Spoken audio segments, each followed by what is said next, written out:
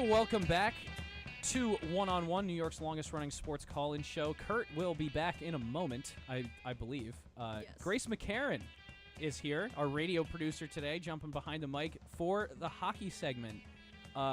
Really quick, Grace, how you doing so far? I'm good. Having a lot of fun behind the board. That was a good baseball conversation. I'm so excited to talk about this series. It's a lot of fun. Excited to see what happens the rest of the way, too, because this could absolutely go another 7 games.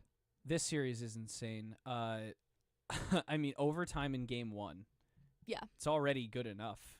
Like, Yeah. you got the storyline with the rematch, Connor McDavid on a revenge tour, the Oilers playing for injured Zach Hyman. Yeah. Playoff Skinner is back. Skinner.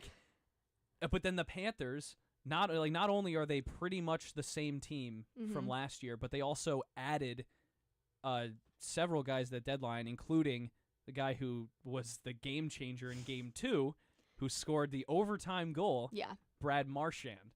Yeah. And I couldn't believe it was Marchand. When Me I I finally saw that schnoz of his on my screen, I was like, hello. there he is. It's that rat Brad Marchand did it again. You know what I was upset about with that goal? It felt like the ending to that game, it felt like it needed more. Not a break. Like, it should have been like a 5-on-5, like really tough goal. Really tough goal at the end. Yeah, not a breakaway. Goal, it really felt like, because it also everyone wasn't really sure if it scored or not either. That's true. It really didn't feel but like. But when you watch the replay, it was filthy. I don't want to think about it. With it going 5-hole is absolutely gross. In overtime, and it in the made Stanley it even Cup worse Final. that it was Stuart Skinner, man. Well, Yeah. I mean, it's unsurprising that it was goat. Stuart Skinner. I mean, you can't say that about him, though, because he's been so good. He's either been Playoff stew. He's been either so good or so bad that you just never know what you're getting at this point. Now I've generally the past few games I'm expecting him to be good, but we've also seen him be the reason they lose games, and they shouldn't be losing these games. Last sometimes. night it didn't. Last night That it definitely wasn't wasn't him. his fault. That wasn't him last night, but. I mean, narrative-wise with Brad Marchand, like, the fact that he was traded at the deadline from Boston, they trade their captain off, like, awful situation. And it's to the team, like, the Bruins hate the Panthers. And then he goes and he's a hero. Pretty like, much. If they win this series, like, that's a turn. So That's the I game. forget Very the likely stat. that they How can. hasn't Marchand played in like the most Stanley Cup Final games? He's He's definitely maybe up ever, there. or it's like Yeah. maybe with I a think goal he has stat. the most goals. I think like I don't know. I'm like really just trying to look this up now. 2011, and then the Blues series, and then what else? How many times? How many Blackhawks times year, did I Bruins think? go to the? He has 63 playoff goals. Oh, so Wow. that was it's the playoff goal stat. Yeah. Playoff yeah. is likely because he's always in the Playoff playoffs. goals. Yeah. Yeah, I don't. So I like not with the finals that much, but again, like goes to the Stanley Cup Final, guy who has scored. So probably scored the most playoff goals in NHL history. Maybe he's definitely on the list. Scores 2 in this game. Obviously, he scores the overtime winner in double overtime. But his first goal was another breakaway. It's a shorthanded breakaway. Yeah. Like a complete breakdown and mistake from the Edmonton Oilers. And there was another chance too I think it was the first overtime for Sam Reinhart. Yeah. Complete just a collapse in the offensive end for the Oilers. Had an Leaves entire wide open Sam lane. Reinhart in no he got that puck in the neutral zone Yeah. at like center ice and skated free from center ice to down to Skinner and then fires a warm-up shot into the glass. Like yeah, Not what you want. not Reinhardt's moment there. But outside of that, this game was played really, really scrappy by both teams. Just like really physical again. But I would say the Oilers kind of took a step back in terms of the physicality in this one, especially when you look at the hit totals. I think that might have came in definitely in the overtime. Yeah. Because the Oilers were definitely the worst team when it came to OT. Mhm. Just in general, I felt like they had better touches in general during the overtime period, but the just were not being able to perform as well as the Panthers were, who just had their talent is just so there's so much talent on that Panthers team that they can just pretty much do whatever they want because they just have other guys that come in and are even better. Like the Oilers were really on the front foot in overtime trying to get that game-winning goal, and in like failing to connect on like the last couple of passes or two, that's what allows opportunities to open up, like the Marchand breakaway that wound up being the difference, or not being the difference, wound up being the game winner, the overtime winner. Still, like, so like the Oilers still played a really, really good game in this one too. That's why I think like this is it's perfect that the series is tied 1-1, because the Oilers did not like they didn't get obliterated by the Panthers. The only reason I say that is because the Panthers tend to, like, in their wins, they tend to really win. Oh yeah, we saw that Carolina series. Yeah, like, saw it in the Toronto series. Like, they don't care if they don't care if they're in Toronto. They will destroy you. But the Oilers, it was a 5-goal first period. The Oilers go to the intermission with the lead. Yeah. Then 2 goals for the Panthers in the second period. Marchand's shorty being one of them. And then another miracle for the nation of Canada. Winnipeg got to experience this craziness in an earlier series in this playoffs. Last second goal. How much time was on the clock for that Winnipeg goal? I think it was like 0.6, right? Yeah. It was less than a second. It was unbelievable. There was plenty of seconds left in this third period, but it was 17 seconds when Corey Perry scored. The goalie was out, like, last-ditch effort to try and tie the game, and it was probably the craziest the fans in Edmonton got the whole night. I mean, I would get pretty crazy if that happened. It's unbelievable. Still, I don't think anything's going to match that Winnipeg 0.6. Like, that's lose your mind. That you remember, energy. like, as a hockey fan, you remember where you were for that kind of thing. Yeah. Like, it was unreal. First OT goes completely, obviously goes scoreless. Somebody would have won. But I mean, it almost went. That almost goal yeah. that got saved. A lot of almost goals. I don't even know if that was Skinner's. Puck's really hovering near the line. That wasn't really Skinner's. Like, he didn't save that goal. It was the goalpost that helped that goal out for Skinner at the end, because I don't even remember who shot it. But that almost over the line, that almost, like, it looked like it was about to be over the line. That goal, and that should have probably ended the overtime series. Oh, I know that. Yeah, you know what I'm it was talking like about. it was sitting like almost on the goal line. On the goal line. Yeah, and that should have probably ended that game where it was, just because of how close it was to going in. But these teams just so scrappy that it doesn't happen, and I think that's also just credit to how good, like I said, the Panthers' depth is. I also think that the Oilers have very good depth that they've built from last year on. That they've definitely become a lot better now that some of their more key guys are out from injury. That they've had a lot more people step up, like on defense, stepping up to be better for the Oilers and do better things. And just two really good games to start this series. The rest is going to be absolute. It goes to cinema. I don't see any way this doesn't go to 7 games. Yeah, just trade blows all the way through. Yeah, and then that Connor makes perfect McDavid sense. rises in the 7th game. And Speaking then of Connor McDavid, 3 assists in game 2, but I want to highlight one in particular because the Oilers' power play still firing. They scored again on the man advantage. It was at the end of the first period, or not the end of the first period, like 8 minutes to go in the first period, and Oilers' power play, it's already 2-2 at this point. Connor McDavid, I mean, he showed us again why he's McJesus, really. There's no other way to explain it.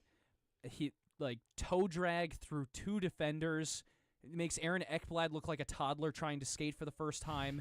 And then literally a perfect one-touch pass to Draisaitl for a one-timer to go up 3-2. If you saw, you know how, like, the high five, like the fist bump lines? Yeah. He went first in that fist bump line. Usually it's the McDavid? guy that scores the goal.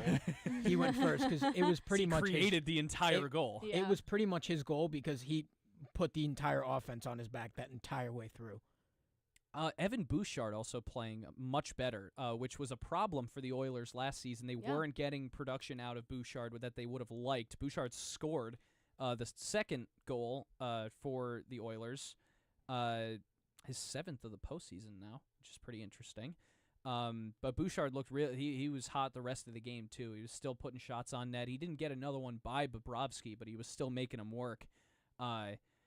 Oilers also got a goal out of Evander Kane, which was really, really filthy. Yeah.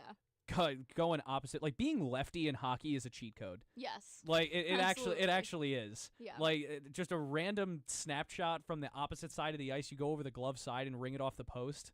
Yeah. It's basically a free goal. Yeah. Like there's nothing Bobrovsky can do. I don't care if you're like Henrik Lundqvist, you're not saving that. Maybe Lundqvist gets a glove on it, but still, really great performance out of both teams. But Florida, I would say, kind of stole it a little bit, just based on the fact that it's a Marchand shorthanded goal and then a Marchand overtime winner. Like it was just a Marchand game. I would agree, especially like Edmonton lost it. Like the first period, they just did not have. They should have had control after that, and they didn't. After putting up 3 goals, like they just didn't have control over them.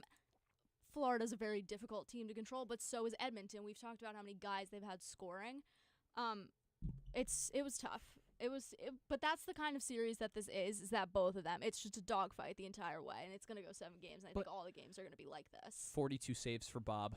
Yeah. He's gearing up. He's gearing up for a Conn Smythe. I'm He telling you, is. he's gearing up for it. Well, I was on before the Dallas Stars got eliminated, Mikko Rantanen Conn Smythe tour, but he also fell off a cliff in the Western Conference Finals, so that was going to die anyway. Yeah, but became yes, a Bob ghost.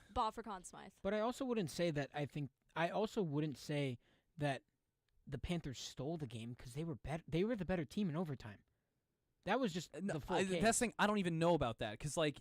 I know you can tell me the shots. They were the more conservative team in overtime because they were just That's why they looked better, though. Yeah, but they played defensively. They got Edmonton to overextend and then allowed for they got the breakaway chance for Reinhart and the breakaway chance for Marchand. But the Panthers didn't have normal chances in overtime. They got breakaway chances. I don't think this is a referee thing. No, I don't think it's a penalty thing. I just think entirely it was. I personally believe that I think this was probably Edmonton's game to win, but I think it makes sense that the Panthers won. I don't think it's a miracle. By the end of the first period, it's Edmonton's game to win. Yes, they have a 3-2 But lead. I'm saying it's not a miracle that the Panthers won this game. They were the best. I think the Panthers are probably the deepest team in all of hockey. I still think it's like Oilers won game 1. They're still in Edmonton for game 2, and all of these games can go to overtime. A lead going to you tie it, you send it to overtime. 7 OT games. It could happen. Unbelievable. Corey Perry scoring with 17 seconds left and sending it to overtime should have been enough momentum to push the Oilers over the edge and win it. But once Florida holds them in the first overtime, the game reopens. All the momentum's gone. It opens up again. But that's my point, that their defense did fire. They completely quelled the momentum that the Oilers had. Quelled, not quelled. Yeah. No, yeah, I see that. But that's my point. That's just my point with that the Panthers are so deep and so good that they're able to, while they're not maybe shooting a lot in that overtime, which I believe that they had almost the exact same shots on goal, both of the teams. I want to see if I at that point. I want to see if I can't pull the specific period stats. But I'm just saying they're 42-46, and the Panthers had less shots than the Oilers. My in the thing OT? here is That's in general. Or in the whole game? Yeah. My thing here is now Florida has the momentum going back to Florida, and I'm Edmonton as a hockey environment is really up there for best in the league. It looks really cool. Yeah, I mean the anthem before even is so cool. So it's tough. They definitely had a little bit of an advantage there with that, and going back to Florida now after that overtime. You never know. But I don't if they listen, McDavid and Draisaitl on the ice together. I think it's theirs. But Edmonton has to figure out how to manage that. Their defense has to be better. Their defense does have to be better because Florida is going to capitalize on weak defense. And you have to hope that Stuart Skinner still stays the GOAT. Who has been, now I might eat my words on this, but he's been less of a concern for me lately because he's had several games that were very solid. He hasn't had any disaster classes in a couple of games. You have to go back to Florida. 906 save percentage in game 1 for Skinner. 3 goals, 29 saves. Okay. Yeah. But you have to go back to Florida, listen to that Game crowd. 2's bad. I That's know the that thing. that's not, like, Yeah. it's not a big deal. Professional athletes, I understand it. Stewart. Yeah, that's one. That's All the awesome for Oilers the fans Oilers is just fans. Sergey the But- whole game. But Yeah. I think that it would be I really don't know like, why you would ever chant Bobrovsky's name. You're only gonna feed him more energy. you would. Like Yeah. He's awesome. It's all that does. Yeah, goalies are like a little crazy. He's always sometimes. been- They 42 feed. 42 saves. But even game last year 2 he for was Bob. even last year he I'm was just awesome. I'm so like I feel like I already mentioned his stat, but like I'm just so I'm really proud of Bob. Me too. Yep. We're so proud of Bob here He at is- WFUV. he is- And he is- Bob. And Bob. We're Our proud very of Bob own and We have our Bob. own Bob. Yeah, Bobby C for Conn Smythe. I'd vote. he'd have my vote. Yeah, game 3 of the Oilers and Panthers series is going to be Monday, June 9th. It's going to be in the usual spot, TNT, True TV, Max, wherever you get your Turner Broadcasting items. HBO Uh, Max. 8 p.m. Series is tied. It's going back to Sunrise, Florida. I mean, we all kind of agreed that it was going 7. 7 OT um, games. All But- overtime. I could see it. Who Those comes poor out? Who writers. comes out on top when Oilers. the dust settles after 7 games of the Stanley Cup Final? Who's hoisting the cup? Oilers. I agree. Oilers. I really hope that's right. Well, Who would want the Panthers to hoist the I've cup? been on this hill since Other I've Canada been on this hill fans. since the first round, and I've said it on many a podcast and one-on-one 2 weeks ago. Ever since the Florida Panthers beat the Lightning the way that they did, That's true. I said Florida's going to win it again, Not happening. and so they shall. I have the Florida Panthers in 7 games because they don't care about the fact that Game 7's in Edmonton. They will not. They're going to come after Stuart Skinner. They don't care about your feelings. So, Brad Marchand does not care about your feelings. Brad I'm Marchand. sorry. He has never. Brad Marchand Bruins is- fans and so Joe there's Henry, some I'm sorry. Brad gestures Marchand towards- does not care about your towards feelings. and they're I- very I saw bad. your We tweet. Can't I repeat saw your them. tweet yesterday, Joe. I liked it at like 2 a.m. The little Bruin bear, like Pretty That good, was huh? funny. it's like just That was like very good, crying Joe. next to the glass. Thank you. You know, Only it's 3 likes. You know, it's funny. Yeah, you yeah, got- it's a good tweet. Major. Joe was posting that as Waluigi was serenading outside the. Joe outside had the room. Joe had quite the night last night. I think you know what. I think that does it for our Stanley Cup talk today. Thanks, Grace, very much for hopping behind the Of mic for this segment, and shout out Kurt for becoming a puck knower, Trying. becoming a puck enjoyer. We all gotta start Trying. somewhere. The We do. the Stanley Cup playoffs are the perfect time. I mean, the finals are perfect time, but So I much think the fun. playoffs in general are just the perfect time. Stanley If you Cup's a have fun someone time. you want to get into hockey, show them playoff hockey, and they will understand. Yeah. But on the other side of this break, we're going to have a pre-recorded interview with Joe Henry and Owen Kelty with Zach Braziller, and that'll come after this short break on 90.7 FM WFUV Sports. You're listening to One on One.